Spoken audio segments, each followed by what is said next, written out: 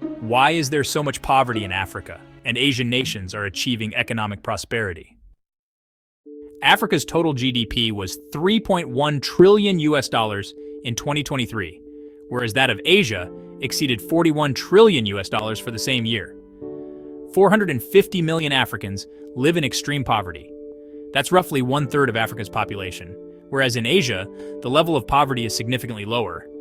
Only 150 million Asians are living in extreme poverty, which is roughly 3% of the Asian population. The contrasting economic progress between Africa and Asia, despite their shared histories of colonization, is rather intriguing. Why are leading African countries like South Africa, Nigeria, Egypt, Morocco, and Kenya struggling with low economic growth and high levels of poverty, while their Asian counterparts like China, South Korea, Indonesia, India, and Malaysia are achieving rapid economic development and keeping poverty levels very low? In this video by Africa Rebound, we highlight the major underlying reasons or factors for this disparity and propose practical solutions for Africa to emulate the successes achieved by Asia. What factors are responsible for Africa's poor economic performance relative to Asia? And what do African nations need to do to close this wide economic gap? If you're new to this channel, please subscribe for similar insights on Africa's economic development issues. Factor number 1. Africa's economic problems began with the post-independence economic policies of the 1970s, which, though focused rightly on import substitution, were targeted at the wrong industries. Let's break this down further. Import substitution was designed to promote the domestic production of goods which were hitherto imported from overseas, so it's clearly a good policy. But rather than target industries like agro-processing and light manufacturing, the low-hanging industries, which do not require complicated technologies, and are therefore easy to assimilate by African engineers and technicians, Africa went overboard. Let's take Nigeria as a case in point. Nigeria embarked on heavy capital expenditure projects, such as steel plants and an aluminum smelting plant, which proved unsustainable and resulted in huge foreign indebtedness to the project partners and lenders. Furthermore, in the 1980s, many African countries dug further into the hole by accepting IMF facilities and/or conditionalities under the Structural Adjustment Program, SAP. These conditionalities, which were imposed by the international financial institutions, the World Bank and the IMF, opened up African economies to the vagaries of free markets and led to austerity measures which worsened poverty rates. The double standards become clear when you realize that the United States, the host nation for the IMF, has not itself implemented some of these conditionalities. For example, whereas Nigeria disbanded its agricultural commodity marketing boards, whose crucial roles were to assist farmers to secure good deals on the international commodities market, the U.S. still maintains its own Agricultural Marketing Service, AMS, under the U.S. Department of Agriculture, USDA. This singular wrong move caused the decline in the production of crops like cocoa, groundnut, cotton, palm produce, rubber, and grains in Nigeria. During the same period, Asia followed a different path. Asia's emphasis was mainly on agricultural productivity and manufacturing. They focused on crop production, agro-processing, textiles, and electronics. Asian nations implemented export-led economic growth strategies and invested in human capital and infrastructure. African nations relied on wrongly implemented import substitution strategies and continued with natural resource extraction in their raw forms for low-priced exports. It is never too late for Africa to retrace its steps. African nations can start from the start. There should be land and agricultural reforms for optimum agricultural productivity. Deploy high-yield seeds, fertilizers, farm irrigation systems, farm extension services, etc. Re-establish agricultural commodity marketing boards to extract higher prices for the agricultural crops in the global commodities market. Or better still, establish agro-industrial zones to process specific crops for exports. Africa's industrial priority should, at the beginning, be on light manufacturing in food processing, footwear, textiles, plastics, electrical appliances, electronics, etc. These sectors are relatively low-tech and should prove less challenging to learn than the heavy and advanced industries. Factor number 2, natural resource management. Although both Asia and Africa have abundant natural resources, Asian nations have managed these resources more effectively, using the accruing revenues to fuel their economic growth and development. On the other hand, Africa's mineral wealth has generally perpetuated dependency, corruption, and conflicts, as being witnessed across Africa now, from Mali to Nigeria and from Ethiopia to Congo DRC. The failure of African leaders to unite, speak with one voice, and establish their economic independence has led to the concept of neo-colonialism, whereby the former European colonial masters from Britain, France, Portugal, and Belgium have continued to exert economic and business pressures on Africa to serve their own economic interests.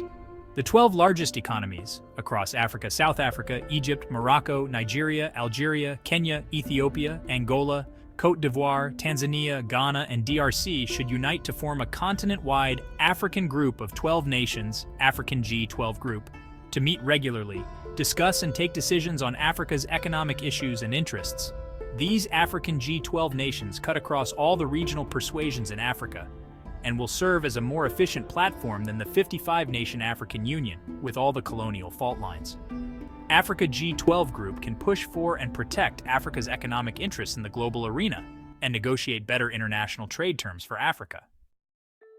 Factor number 3, human capital development.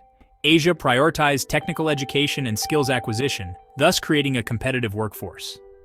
Africa faces challenges in providing quality education and healthcare. Africa has over 100 million children who are sadly out of school. Africa's educational sector is in need of a major overhaul to develop the technical skills and competencies required for technological learning and economic development. Factor number 4, technology learning. Africa has made feeble attempts at technology learning and acquisition. African governments simply award project engineering, procurement, and construction contracts to foreign contractors for airports, power plants, telecommunications infrastructure, rail tracks, and so on.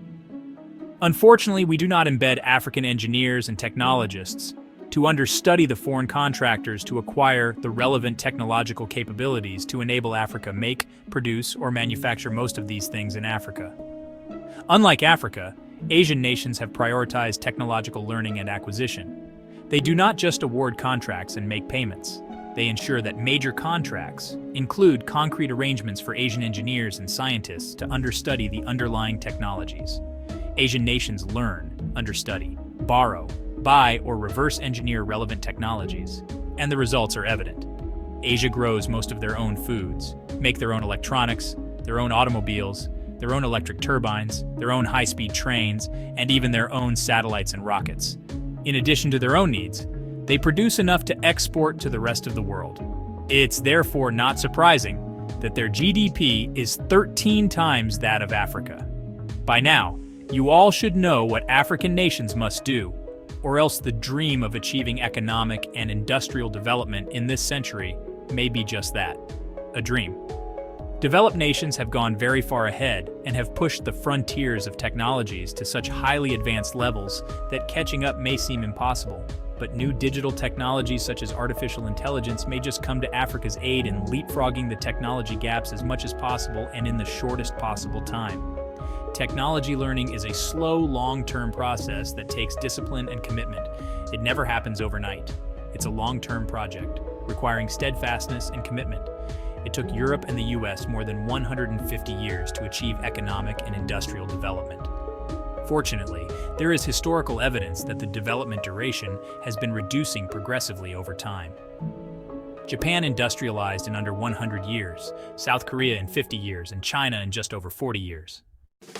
Factor number 5, leadership and governance. Strong, visionary, and selfless leadership has driven Asia's success, whereas Africa has faced challenges in leadership and governance, including frequent military interruptions. Now, there's an interesting perspective to be explained here. While democracy is often associated with development, the relationship is complex. Asia's varying levels of democracy haven't necessarily hindered their development. In fact, some Asian nations have achieved rapid growth and industrialization under authoritarian or semi-authoritarian regimes. Some Asian countries like South Korea, under the leadership of General Park, and China, under President Deng Xiaoping, achieved rapid economic development despite having limited democracy. Such regimes have implemented efficient and meritocratic systems which ensure stability and predictability. They were selfless and benevolent. Therefore, they were able to implement long-term plans without short-term political pressures. Africa needs to evolve appropriate governance models, which are suitable for long-term economic and industrial development. The current forms of democratic governance, under which batons are changed ever so frequently, is not working. Neither have African dictatorships, which have been largely self-serving, ineffective, and typically fail to pursue national economic development objectives. The challenge for Africa is to find leaders who are visionary but selfless, and who are strong but benevolent, leaders who will truly serve the people. Africa also needs patriotic citizens and followers who understand what is at stake and who are patient enough to give the right leaders enough leeway and sufficient time to implement plans and policies, and ultimately to deliver national economic prosperity. Factor number 6, economic management versus economic development. Most African governments are basically into economic management. They generate revenues from the sale of minerals and from taxes. They spend the national budget on recurrent and capital expenditures. The net balance is either a surplus or a deficit, but it's usually a deficit, of course, and they borrow to finance the deficit. Furthermore, African governments adopt market-based economic policies, usually influenced by the Washington Consensus, the World Bank, and the IMF. They deploy monetary policies around money supply, interest rates, and exchange rates, which are not really appropriate for addressing the deep-rooted issues of economic productivity. The result is that African economies continue to struggle, and the poverty levels continue to rise. Asian nations, on the other hand, demonstrate that a balanced approach, which combines market economy with strategic government moderation and intervention, can lead to economic success and prosperity. China is a prime example of a successful managed economy. The Chinese government has been playing an active role in guiding the country's economic development through measures such as 1. 5-year plans, setting strategic priorities, sectoral plans, and targets for economic growth. 2. Industrial policies, supporting strategic industries like agricultural production and processing, manufacturing, infrastructure, and technology acquisition. 3. Export-led growth strategies, encouraging foreign investment and promoting Chinese exports. China's managed economy has achieved rapid growth, industrialization, and poverty reduction, lifting hundreds of millions of people out of poverty. African nations need to realize that the policies that work for the advanced economies of the West are bound to fail when adopted hook, line, and sinker to developing economies. Free markets are unsuitable for developing economies. African governments need to actively manage their economies and intervene as necessary with relevant policies, coordination, and market moderation. Thanks for watching, and may God bless Africa. If you found this video interesting, please share to spread the insights. And if you're new to this channel, please don't forget to subscribe for similar insights on Africa's economic rebound from poverty to prosperity.